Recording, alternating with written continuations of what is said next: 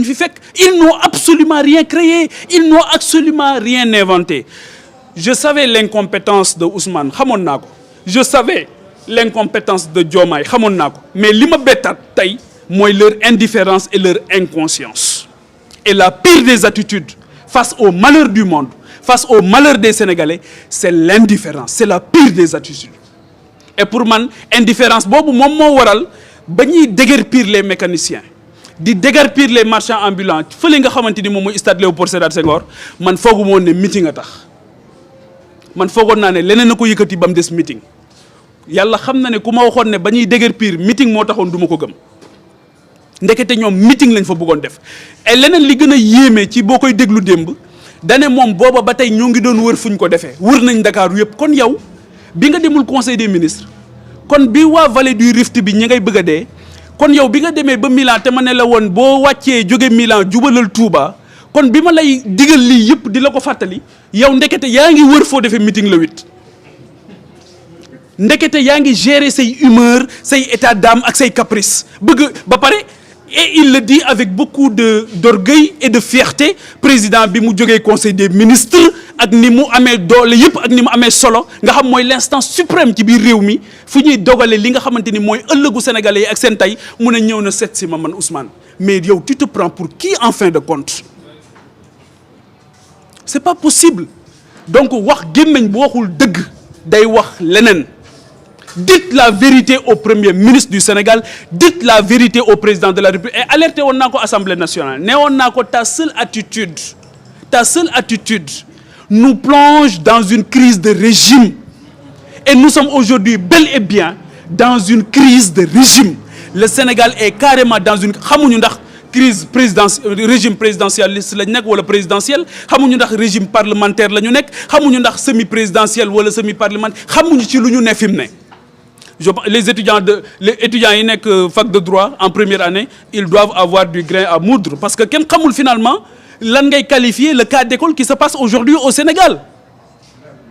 Et pour la première fois dans l'histoire du Sénégal ni ma ko waxee ñu dégg un premier ministre taxaw ne ku ma xeex dinaa la xeex ba nga xam ne xeex naa la waaye lii moo taxoon sénégalais yi tànn la boo jekkoo da ngay jekk ci jekkali waaye sunu borom danaan la jéggaleel moo ma gënal soo jekkoo da ngay jekk lool ci jekkali waaye li gënal yàlla gënal sénégalais yi gënal nit yu baax yi gënal gor yi gënal sang sépp mooy nga jéggale waaye fuñ la fekk ngay fuñi di mer di tëb di dal alors que yow lenn rek nga amal Sénégal mooy njukkal. Tu n'es pas le plus brillant, tu n'es pas le plus instruit, au contraire tu n'es pas le plus cultivé. On ne vous trouve aucune culture avec un gouvernement très incompétent boo xamante ni pendant longtemps ils ont préparé leur remaniement ñu toog ba ci yàgg ne leen réaménagement la ñuy def. Et aujourd'hui les lignes de fracture dans le gouvernement se précisent. Les lignes de fracture dans le gouvernement se précisent de plus en plus entre ñan ñooy génn qui sont les produits kan moo far ak président. Les gens aujourd'hui dañ leen a wax ñu déterminer wu ci fi nga xamante ni foofu lañ bokk. Ne le faites pas. Soyez du côté du peuple, soyez du côté du Sénégal. Ne soyez ni du côté du président de la République ni du côté du premier ministre. Soyez pour le Sénégal. Xam nga lu tax ma leen koy wax parce que yéen a ñu jaayoon ne diw mooy diw Diomaye mooy Sonko mooy Diomaye loolu ngeen wax ba ñëpp dégg ko ngeen bëgg a revenir pour nous faire quoi? Pour nous dire quoi? Vous êtes obligés de rester ensemble. Le Sénégal ne peut pas se payer aujourd'hui une énième crise au sommet de l'État. La crise Dia Senghor nous a énormément coûté. Kéba Mbaye daf ko tuddee daal ne loolu mooy le deuxième faux pas bi nga xam Sénégal daf ko def. La crise que nous avons vécue avec Abdoulaye Wade ak Abdou Diouf ak ñi nga xamante ni ñoo jamonoonte ça nous a énormément coûté. La crise que nous avons vécue avec Abdoulaye Wade ak Idrissa Seck ça a énormément coûté à l'État du Sénégal. La crise que nous avons vécue entre Abdoulaye Wade ak ñi mu àndaloon ñoom Moustapha Niasse au départ et ensuite avec Macky Sall nous a énormément coûté. On ne peut pas se payer encore une énième crise boo xamante ni bu crise bi di am yéen a ngi ci seen jàmm seen njaboot ñoo ngi ci seen jàmm seen i ñoñ ñoo ngi ci seen jàmm parce que def ngeen une purge aujourd'hui de toutes les compétences qui étaient dans l'état profond yóbbu fa seen i nit et doyalu leen ba tey gis naa ne vous êtes vorace voilà seen gourmandise dafa jéggi dayoo donc loolu nag Sénégal mënu ko nangu. On ne peut pas se payer une énième crise. Man dama leen di wax ne leen maa ngi leen di delloo ci kilifa yu baax yi nga xamante ni ñoo sos réew mi ca valeur ya ñu incarné woon. maa ngi leen di delloo ci jom ji ñu incarné woon. maa ngi leen di delloo ci kersa gi ñu incarné woon. maa ngi leen di delloo ci ngor gi ñu incarné woon. maa ngi leen di delloo ci njàmbaar gi ñu incarné woon. waaye maa ngi leen di delloo ci mbañum rus bi ñu incarné woon. waaye maa ngi leen di delloo nag ci fàtte gi ñu fàtte woon seen bopp pour l'intérêt général. loolu moo tax ñu bëri dañ leen a rey ci ñoom fàtt leen tubaab bi da leen a rey laa bëgg a wax ñu ci bëri ci ñoom parce que dañ ne woon kenn du not seen askan. ñooñ talluñu woon seen bopp talluñu woon poste la Thierno Souleymane Baal a fait la révolution ba pare ne Cheikh Abdoul Khadir Kane ñëwal nga gouverner. Thierno Souleymane Baal bi mu defee révolution ba pare Abdoul Khadir Kane moom moo doxal mais loolu mooy jikko ju rafet loolu mooy yiw loolu mooy mbaax nga fàtte sa bopp mais égoïsme bi nga xamante ni moom la ñu gis mu tàmbalee feeñ ba kenn ku ci nekk ci sa bopp dafa ëpp. et loolu moom moo egg tey ba ci premier ministre bu taxawee ne ku ma xeex dinaa la xeex ba nga xam ne xeex naa la aujourd'hui bari na ñu dugg ci rondal yi loolu rek moo leen dugal ci rondal yi maa ngi leen di wax nag génn leen ci rondal yi ñetti at bariwul. ñetti at rek a ci des génn leen ci rondal yi ngeen affirmer seen bopp génn leen ci rondal yi ngeen dëggal seen bopp génn leen ci rondal yi ngeen taxaw défendre l'intérêt général loolu may fi nga xamante ni loolu lay ndarkeppe waxtaan bi mooy la situation politique.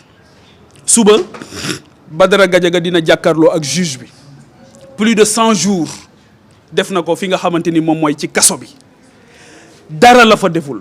ci ay tappale rek lañ ko tegoon nee nañ dañ ko yóbbu instruction boo xamante ni ci ay tappale nga ko def. Badara Gadiaga est en prison aujourd'hui par la volonté d'un seul homme et c'est lâche de la part de l'exécutif, c'est lâche de la part d'une certaine justice instrumentalisée qui a accepté de satisfaire les desiderata d'un homme.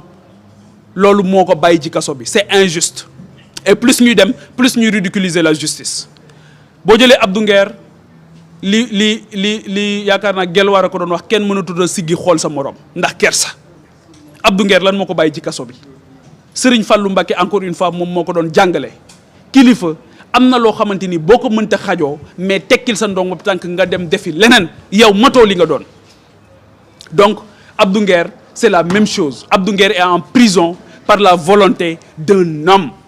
loolu rek ko bàyyi ci kaso bi dara bàyyiwu ci kaso ay tappale ñoo ko bàyyi ci kaso bi.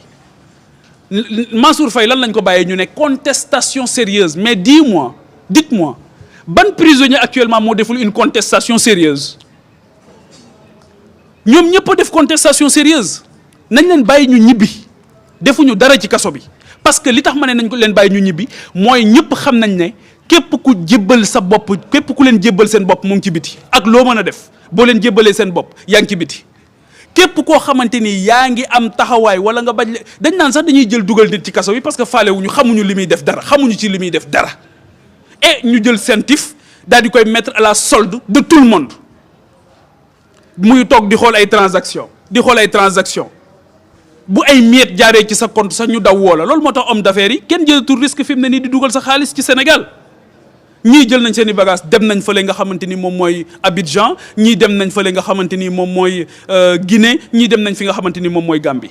Sénégal nekkul ci ay loxote waxuma ko premier ministre moo ne réew mi amul kilifa premier ministre du Sénégal moo ne réew mi amul kilifa plus ñuy dem plus on se rend compte de l'énormité ci li nga xamante ni moom la wax waaye plus on se rend compte de la vérité aussi réew mi moo